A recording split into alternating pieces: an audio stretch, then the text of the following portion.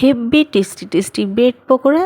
এটি কিন্তু সন্ধেবেলা স্ন্যাক হিসেবে খেতে দারুণ লাগে। তো এর জন্য প্রথমে কিছু সিদ্ধ আলু ভালোভাবে গ্রেট করে নিয়েছি।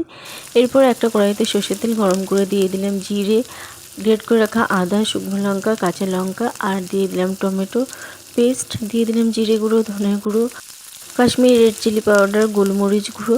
ভালোভাবে মশলাগুলোকে কষিয়ে নিয়েছি আর দিয়ে দিলাম গ্রেট করে রাখা সিদ্ধ করে রাখা আলুগুলো ভালোভাবে মিশিয়ে একটু রান্না করে নেব। এদিকে বেসনের মধ্যে নিয়ে নিলাম স্বাদ মতো লবণ, হলুদ গুঁড়ো আর কালো জিরে। একটা ঘন থকথকে ব্যাটার তৈরি করে নেব। কিছু পাউরুটি নিয়েছি, একটু চিকন করে কেটে নিয়েছি। এর মধ্যে দিয়ে দিলাম আলুর পুরটা ভালোভাবে সমান করে দিয়েছি। তারপরে এটা ব্যাটারের মধ্যে ডুবিয়ে নিয়েছি। এদিকে কড়াই গরম করতে দিয়েছিলাম, এর মধ্যে দিয়ে দিলাম ব্রেডগুলো। এপিট ওপিট লাল লাল করে ভেজে নিলেই কিন্তু রেডি হয়ে গেল দারুণ স্বাদের ব্রেড পকোড়ার রেসিপি।